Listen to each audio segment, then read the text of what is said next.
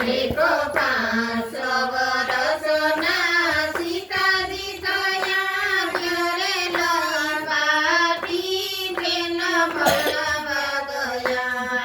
એક પંખી આવીને ઉડી ગયું, એ તો સીતા સંદેશ શીખાડી ગયું.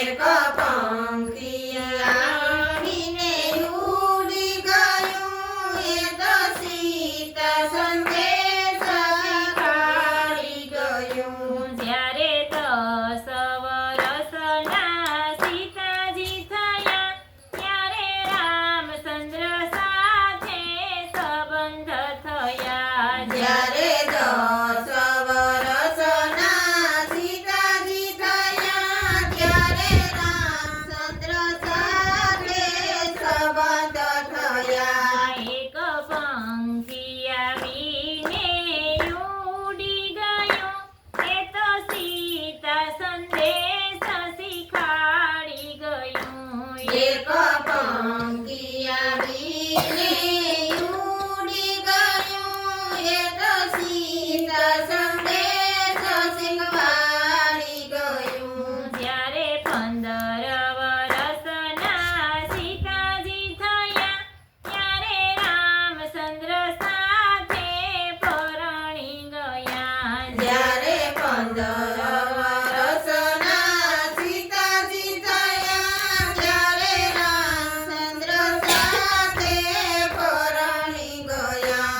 એક પંખી આવીને ઉડી ગયું, એ તો સીતા સંદેશ શીખાડી ગયું. એક પંખી આવીને ઉડી ગયું, એ તો સીતા સંદેશ શીખવાડી ગયું. જ્યારે 20 વર્ષના સીતાજી થયા ત્યારે રામચંદ્ર સાથે વનમાં ગયા. જ્યારે 20 વર્ષના સીતાજી થયા ત્યારે રામચંદ્ર સાથે વનમાં ગયા. એક પંખી આવીને ઉડી ગયું, એ તો સીતા સંદેશ શીખાડી ગયું. એક પંખી આવીને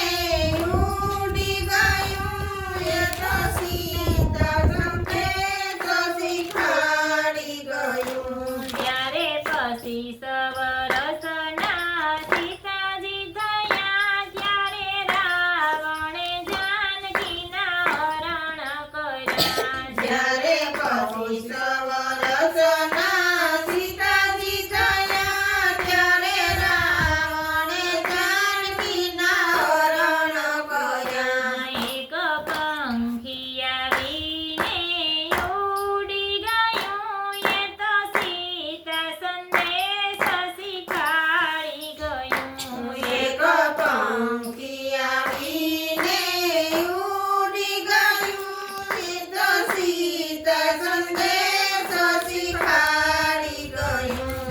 ત્યારે 30 વર્ષના સીતાજી થયા ત્યારે વાલ્મીક ઋષિને મળીએ ગયા. જ્યારે 30 વર્ષના સીતાજી થયા ત્યારે વાલ્મીક ઋષિને મળીએ ગયા. એક પંખી આવીને ઉડી ગયું, એ તો સીતા સંદેશ શીખાડી ગયું. એક પંખી આવીને ઉડી ગયું, એ તો સીતા સંદેશ શીખવાડી ગયું. જ્યારે 31 વર્ષ